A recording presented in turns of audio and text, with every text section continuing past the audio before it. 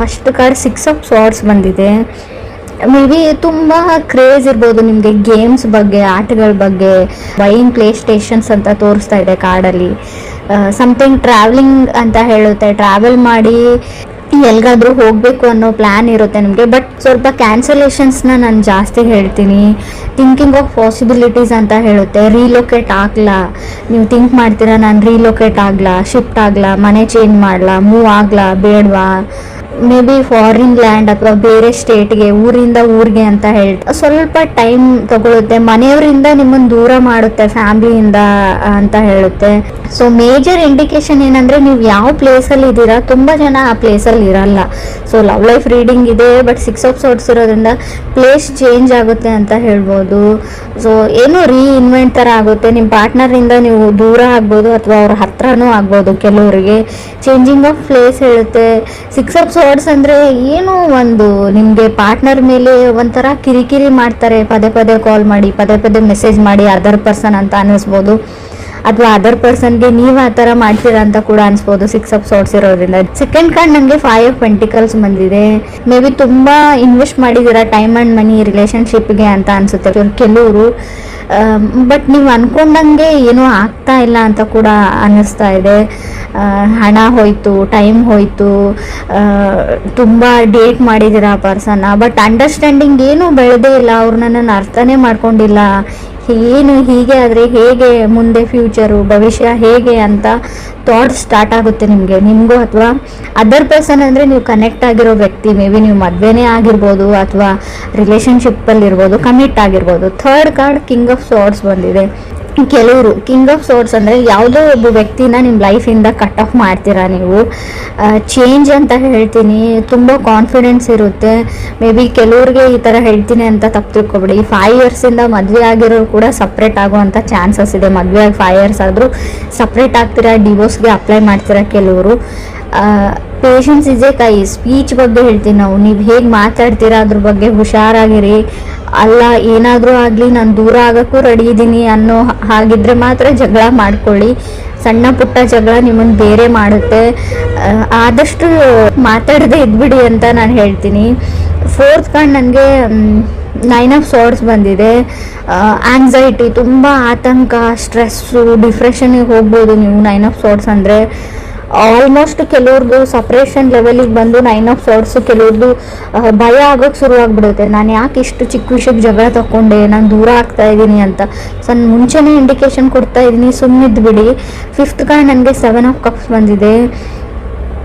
So ನಿಮಗೆ ಯಾರೋ ಮೋಸ ಮಾಡ್ತಾ ಇದ್ದಾರೆ. 7 ಆಫ್ ಕಪ್ಸ್ ಮೀನ್ಸ್ ನೀವು ಕನೆಕ್ಟ್ ಆಗಿರೋ ವ್ಯಕ್ತಿ ಚೀಟ್ ಮಾಡ್ತಾ ಇದ್ದಾರೆ ಅಂತ ಅರ್ಥ ಆಗುತ್ತೆ. ಮೋಸ ಮಾಡ್ತಾ ಇದ್ದಾರೆ ನಿಮಗೆ ಅಂತ ಕೂಡ ಕಾರ್ಡ್ ಹೇಳ್ತಾ ಇದೆ.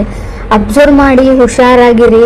ಅವ್ರು ಬಣ್ಣದ ಮಾತಿಗೆ ಮಳ್ಳಾಗಬೇಡಿ ಅಂತ ಹೇಳ್ತೀನಿ. ಈ ರಿಲೇಷನ್ಶಿಪ್ಗೆ ನಿಮಗೆ ರಿಲೇಟಿವ್ಸ್ ಕಡೆಯಿಂದನೂ ಬರ್ಬೋದು, ಮದುವೆ ಫಿಕ್ಸ್ ಆಗೋ ಲೆವೆಲಿಗೆ ಇರ್ಬೋದು, ಆಲ್ರೆಡಿ ಎಂಗೇಜ್ಮೆಂಟ್ ಆಗಿರ್ಬೋದು. ಬಟ್ ಅವ್ರು ಹೇಳಿರೋದೆಲ್ಲ ಸುಳ್ಳು ಕಾರ್ಡ್ ಹೇಳ್ತಾ ಇದೆ. ಎಲ್ರಿಗೂ ಅನ್ವಯಿಸುತ್ತೋ ಇಲ್ವೋ ಗೊತ್ತಿಲ್ಲ, ಬಟ್ ಕೆಲವರಿಗೆ ಖಂಡಿತವಾಗ್ಲೂ. 6th ಕಾರ್ಡ್ ನನಗೆ ಪೇಜ್ ಆಫ್ ಸ್ವಾರ್ಡ್ಸ್ ಬಂದಿದೆ. 7th ಕಾರ್ಡ್ 7 ಆಫ್ ಪೆಂಟಿಕಲ್ಸ್ ಬಂದಿದೆ. ನೀವು ತುಂಬ ಟ್ರೈ ಮಾಡಿದ್ದೀರಾ, ಯುವರ್ ಬೆಸ್ಟ್ ವೇಟ್ ಮಾಡಿದ್ದೀರಾ, ಎಲ್ಲ ಮಾಡಿದ್ದೀರಾ. ಬಟ್ ಕಂಟ್ರೋಲ್ ಮಾಡೋಕೆ ಆಗ್ತಾ ಇಲ್ಲ ನಿಮಗೆ. ಯಾರನ್ನು ಚೂಸ್ ಮಾಡಲಿ ಅಥವಾ ಯಾರನ್ನು ಬಿಡಲಿ ಅನ್ನೋ ಲೆವೆಲಿಗೆ. ಆ ರಿಲೇಷನ್ಶಿಪ್ಪಲ್ಲಿ ಇರೋಕ್ಕೂ ನೀವು ತುಂಬ ಟ್ರೈ ಮಾಡಿದ್ರಿ. ಮದುವೆ ಆಗಿ ತುಂಬ ವರ್ಷ ಆಯಿತು, ಇವಾಗ ಬಿಡೋಕ್ಕೂ ಆಗಲ್ಲ. ಗೌರವ, ಮಾನ, ಮರ್ಯಾದೆ ಪ್ರಶ್ನೆ ಎಲ್ಲ ಯೋಚನೆ ಮಾಡಿದ್ರಿ. ಬಟ್ ಕಡೆಗೆ ಬೇರೆ ದಾರಿ ಇಲ್ಲ ಅಂತ ಕೆಲವ್ರಿಗೆ ಅನಿಸಿರ್ಬೋದು. ಸಪ್ರೇಟು ಆಗ್ತಾ ಇದ್ದೀರಾ ಕೆಲವರು ಅಂತ ಹೇಳ್ತಾ ಇದೆ. 6 ಆಫ್ ಸ್ವಾರ್ಡ್ಸ್ ಏನು ಹೇಳುತ್ತೆ ಅಂದರೆ, ಆ ವ್ಯಕ್ತಿ ನಿಮ್ಗೆ ಚೀಟ್ ಮಾಡ್ತಾ ಇದ್ದಾರೆ ಅಂತ ಗೊತ್ತಿದೆ, ನಿಮಗೆ ಮೋಸ ಮಾಡ್ತಾ ಇದ್ದಾರೆ ಅಂತ ಗೊತ್ತಿತ್ತು. ಬಟ್ ಆದರೂ ಇಷ್ಟು ವರ್ಷಗಳ ಕಾಲ ಇದ್ರಿ, ಬಟ್ ಇನ್ನು ಮುಂದೆ ಆಗ್ತಾ ಇಲ್ಲ. ಸೊ ನೀವೆಷ್ಟು ಪ್ರಯತ್ನ ಪಡಬೇಕು ಅಷ್ಟು ಪಟ್ಟಿದ್ದಾಗಿದೆ. ಸೊ ಅದ್ರ ಬಗ್ಗೆ ಗಿಲ್ಟಿ ಫೀಲ್ ಮಾಡ್ಕೊಳ್ಬೇಡಿ ಅಂತಲೇ ನಾನು ಹೇಳ್ತೀನಿ. ಸೊ ಲೆಟ್ ಗೋ ಮಾಡಿ, ಮೂವ್ ಆನ್ ಆಗಿ, ನಿಮ್ಮ ಲೈಫಿಗೆ ಏನು ಬೇಕೋ ಅದನ್ನು ನೀವು ಮಾಡ್ಕೊಳ್ಳಿ ಅಂತಲೇ ಕಾರ್ಡ್ ಹೇಳ್ತಾ ಇದೆ. ಸೊ 8th ಕಾರ್ಡ್ ನನಗೆ 4 ಆಫ್ ಕಪ್ಸ್ ಬಂದಿದೆ. 4 ಆಫ್ ಕಪ್ಸ್ ಅಂದರೆ ನಿಮಗೆ ಮಲ್ಟಿಪಲ್ ಆಪ್ಷನ್ಸ್ ಬರುತ್ತೆ ಖಂಡಿತವಾಗ್ಲೂ. ಸೊ ಕೇರ್ಫುಲ್ಲಾಗಿ ಅದರಲ್ಲಿ ನೀವು ಚೂಸ್ ಮಾಡ್ಕೊಳ್ಬೇಕಾಗುತ್ತೆ. ಇದು ನಿಮ್ಮ ಲೈಫ್ ಪ್ರಶ್ನೆ. ಸೊ ಮದುವೆಗೆ ರೆಡಿ ಮಾಡ್ಕೊಳ್ತಾ ಇದ್ದೀರಾ ಅಂತಲೂ ಗೊತ್ತು, ಸೆಟ್ಲ್ ಆಗಬೇಕು ಅಂತ ಡಿಸೈಡ್ ಮಾಡಿದ್ದೀರ ಇವರು. ಯಾಕಂದರೆ ನನ್ನ ಅಕ್ಕಪಕ್ಕ ನನಗಿಂತಲೂ ಚಿಕ್ಕವರಿಗೆಲ್ಲ ಮದುವೆ ಆಗ್ತಾ ಇದೆ ಅಂತ ಫ್ರೆಶರ್ ಥರ ನಿಮಗೆ ಫೀಲ್ ಇರ್ಬೋದು.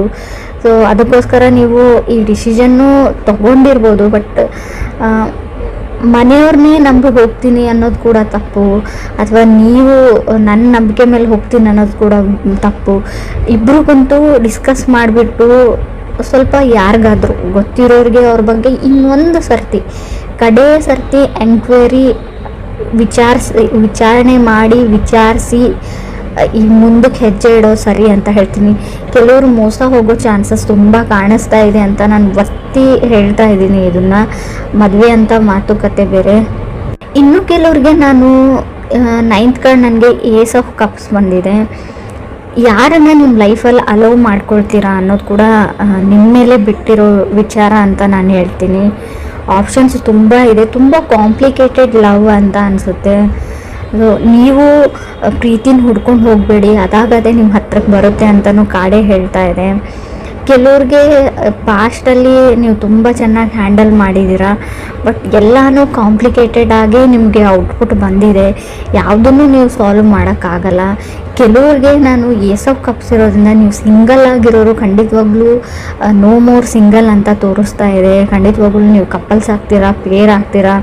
ಮದುವೆಗೆ ವೇಟ್ ಮಾಡ್ತಾ ಇದ್ದರೆ ಖಂಡಿತವಾಗ್ಲೂ ನಿಮ್ಮ ಮದುವೆ ಫಿಕ್ಸ್ ಆಗೋ ಎಲ್ಲ ಪಾಸಿಬಿಲಿಟೀಸು ಕಾರ್ಡಲ್ಲಿ ತೋರಿಸ್ತಾ ಇದೆ. ಏನು ಅಂದರೆ ಮೇ ಬಿ ನೀವು ಸ್ಟೂಡೆಂಟ್ಸ್ ಇದ್ದರೆ ನಿಮ್ಮ ಫ್ಯಾಮ್ಲಿಯಿಂದ ದೂರ ಹೋಗಿ ಹೈಯರ್ ಎಜುಕೇಷನ್ನ ಮಾಡ್ಬೋದು. ಬಟ್ ನಿಮ್ಮ ಪ್ರೀತಿ ಪಾತ್ರನ, ನಾನು ಲವ್ ಅಂದರೆ ರಿಲೇಷನ್ಶಿಪ್ ಅಂದರೆ ಹುಡುಗ ಹುಡುಗಿ ಅಥವಾ ಹೆಣ್ಣು ಗಂಡು ಮತ್ತೇನೇ ಇರುತ್ತೆ ಅಂತ ಹೇಳಲ್ಲ.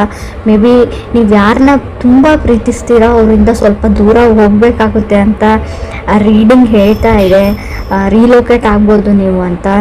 ಸೊ ಕೆಲವ್ರಿಗೆ ಬೇಸಿಕಲಿ ರಿಲೇಷನ್ಶಿಪ್ಪಲ್ಲಿ ತುಂಬ ಬೇಗ ಬೀಳುವಂಥ ಚಾನ್ಸಸ್ ಇದೆ. ಫಾಲಿನ್ ಇನ್ ಲವ್ ಅಂತ ಕೂಡ 7 ಆಫ್ ಕಪ್ಸ್ ಇರೋದ್ರಿಂದ, ಅದು 5th ಪ್ಲೇಸಲ್ಲಿ ಸೆವೆಂತ್ ಕಾರ್ಡ್ ಬಂದರೆ, 7 ಆಫ್ ಕಪ್ಸ್ ಬಂದರೆ, ನಾವು ಪೇಜ್ ಆಫ್ ಸಾರ್ಟ್ಸ್ ಮಧ್ಯೆ ಬಂದರೆ ಖಂಡಿತವಾಗ್ಲೂ ಅಷ್ಟೇ ಬೇಗ ಬ್ರೇಕಪ್ ಮಾಡ್ಕೊಳ್ಳೋವಂಥ ಚಾನ್ಸಸ್ ಇದೆ. ಸೊ ನಿಧಾನವೇ ಪ್ರಧಾನ ಅಂತ ಹೇಳ್ತೀವಿ. ತಾಳ್ಮೆ ತುಂಬ ಇಂಪಾರ್ಟೆಂಟು. ಇನ್ನೂ ಕೆಲವ್ರಿಗೆ ನೀವು ಮ್ಯಾರಿಡ್ ಇರ್ಬೋದು ಅಥವಾ ರಿಲೇಷನ್ಶಿಪ್ಪಲ್ಲಿ ಇರ್ಬೋದು, ಏನೂ ಸಣ್ಣ ಪುಟ್ಟ ವಿಷಯಕ್ಕೆ ಜಗಳ ಬರುತ್ತೆ ನಿಮ್ಮ ಮಧ್ಯೆ. ಮುಂಚೆ ಬರ್ತಾಯಿತ್ತು, ಹಾಗೆ ಪ್ಯಾಚಪ್ ಆಗ್ತಾಯಿತ್ತು ಅಂದರೆ ಇನ್ನು ಮುಂದೆ ಪ್ಯಾಚಪ್ ಆಗೋ ಚಾನ್ಸಸ್ ಇಲ್ಲದೆ ಇರೋದ್ರಿಂದ ಜಗಳ ಮಾಡಿಕೊಂಡ್ರೂ ಸುಮ್ಮನೆ ಇರೋದು ಒಳ್ಳೆಯದು. ನಿಮಗೆ ಸ್ಪೆಷಲಿ ಹೇಳ್ತಾ ಇದ್ದೀನಿ, ನೀವು ಸುಮ್ಮನೆ ಇರೋದ್ರಿಂದ ನಿಮ್ಮ ರಿಲೇಷನ್ಶಿಪ್ ಉಳ್ಕೊಳ್ಳುತ್ತೆ. ಯಾವುದೇ ರಿಸ್ಕನ್ನು ಕೂಡ ತಗೊಳ್ಳದೇ ಇರೋದು ಬೆಟ್ರು. ನಾನೇನೋ ಹೇಳಬೇಕು ಯಾರಿಗೂ, ನಿಮ್ಮ ಬಾಸ್ ಇರಲಿ, ನಿಮ್ಮ ಮನೆಯವ್ರು ಇರಲಿ, ಅಥವಾ ನಿಮ್ಮ ತಂದೆ ತಾಯಿ ಇರಲಿ, ಅಥವಾ ನೀವು ಪ್ರೀತಿಸಿದ ವ್ಯಕ್ತಿನೇ ಇರಲಿ. ಸೊ ಅವ್ರಿಗೂ ಕೂಡ ನೀವು ಯಾವಾಗಲೂ ಅದೇ ಮಾತು ಹೇಳ್ತಾ ಇರ್ತೀರ, ಬಟ್ ಆ ಮಾತು ಮುಂಚೆ ಹರ್ಟ್ ಆಗಿರಲ್ಲ. ಬಟ್ ಇವಾಗ ನೀವೇನಾದರೂ ಹೇಳಿದರೆ ಅದೇ ಮಾತು ತುಂಬ ದೊಡ್ಡ ಮಟ್ಟದ ಗಾಯ ಮಾಡುತ್ತೆ ಅವ್ರಿಗೆ. ಇದರಿಂದ ಎಲ್ಲನೂ ನೀವು ಕಟ್ಟಿರೋ ಏನು ಹೇಳ್ತೀರ, ಇಲ್ಲಿವರೆಗೂ ಕಟ್ಕೊಂಡು ಬಂದಿರೋ ಸಂಪಾದಿಸಿದಂಥ ರಿಲೇಷನ್ಶಿಪ್ಪು, ಬಾಂಧವ್ಯ ಎಲ್ಲನೂ ಮುರಿದೋಗೋವಂಥ ಚಾನ್ಸಸ್ ಇದೆ. ರೀಡಿಂಗ್ ನೆಗೆಟಿವ್ ಅಂತ ಅಂದ್ಕೊಳ್ಬೇಡಿ, ತುಂಬ ಪಾಸಿಟಿವ್ನೆಸ್ ಇದೆ ಇಲ್ಲಿ. ಮದುವೆ ಆಗುತ್ತೆ, ಮದುವೆ ಫಿಕ್ಸ್ ಆಗುತ್ತೆ, ರಿಲೇಷನ್ಶಿಪ್ಪಲ್ಲಿ ಇರ್ತೀರಾ, ಫಾರಿನ್ ಲ್ಯಾಂಡಿಗೆ ಹೋಗೋ ಎಲ್ಲ ಚಾನ್ಸಸ್ ಇದೆ, ರಿಲೊಕೇಶನ್ ಇದೆ, ಹೈಯರ್ ಸ್ಟಡೀಸ್ ಇದೆ. ಕೆಲವ್ರಿಗೆ ನೀವು ಪ್ರೀತಿಸಿದ ವ್ಯಕ್ತಿನೂ ನಿಮ್ಗೆ ಸಿಗ್ತಾರೆ. ಬಟ್ ನಿಮ್ಮ ಮಾತಿನ ಬಗ್ಗೆ ಅಷ್ಟೇ ನೀವು ಗಮನ ಇರಬೇಕು. ಜಗಳ ಮಾಡ್ಕೊಳ್ಬಾರ್ದು ಅಷ್ಟೇ. ಕೆಲವ್ರು ಖಂಡಿತ ಜಗಳ ಆಗುತ್ತೆ, ಅವಾಗ ನಿಮ್ಗೆ ಆತಂಕ ಆಗುತ್ತೆ, ಸ್ಟ್ರೆಸ್ ಆಗುತ್ತೆ. ಬಟ್ ಅದು ಕಾನ್ಸಿಕ್ವೆನ್ಸಸ್ ಅಂತ ಹೇಳ್ತೀವಿ. ಮಾಡ್ಕೊಂಡಿರೋ ತಪ್ಪಿಗೆ ಅದನ್ನೆಲ್ಲ ನಾವು ಅನುಭವಿಸ್ಬೇಕು. ಏನೇ ಬರಲಿ ಅದನ್ನು ಹೆದರಿಸ್ತೀನಿ ಅನ್ನೋ ಕಾನ್ಫಿಡೆನ್ಸ್ ಇರಲಿ. ಎಲ್ಲೂ ಕುಸ್ತೋಗ್ಬೇಡಿ ಅಂತ ನಾನು ಹೇಳ್ತೀನಿ. ಆಗೋಗಿದೆ. ಸೊ ಅದನ್ನು ಆದಷ್ಟು ಸರಿ ಮಾಡೋಕ್ಕಾಗ್ತಾ ಇದೆ, ಸರಿ ಮಾಡ್ಕೊಳ್ಳಿ. ಇಲ್ಲ ನನಗಿಷ್ಟ ಇಲ್ಲ ಸರಿ ಮಾಡ್ಕೊಳ್ಳೋದಂದರೆ ಬಿಟ್ಬಿಡಿ. ಹಳೆದ್ರ ಬಗ್ಗೆ ಯೋಚನೆ ಮಾಡಬೇಡಿ, ಫ್ಯೂಚರ್ ಬಗ್ಗೆ ಥಿಂಕ್ ಮಾಡಿ, ಲೆಟ್ ಗೋ ಮಾಡಿ, ಮುಂದೆ ಹೋಗಿ ಅಂತ ಬೇಸಿಕಲಿ ಕಾರ್ಡ್ಸ್ ಹೇಳ್ತಾ ಇದೆ. ಸಿಂಗಲ್ಸ್ ಇರೋರ್ಗೂ ಅಷ್ಟೇ, ಖಂಡಿತವಾಗ್ಲೂ ನಿಮ್ಮ ಲೈಫಲ್ಲಿ ಹೊಸ ವ್ಯಕ್ತಿ ಬರೋ ಚಾನ್ಸಸ್ ಪೇಜ್ ಆಫ್ ಸಾರ್ಟ್ಸ್ ಇರೋದ್ರಿಂದ ಕ್ಲಿಯರ್ಲಿ ಗೊತ್ತಾಗ್ತಾ ಇದೆ. ಸೊ ಕೆಲವ್ರು ನಿಮಗೆ ಮೋಸ ಮಾಡ್ಬೋದು. ಸೊ ಅದರಿಂದ ಕೂಡ ಹುಷಾರಾಗಿರಿ ಅಂತ ಹೇಳ್ತೀನಿ.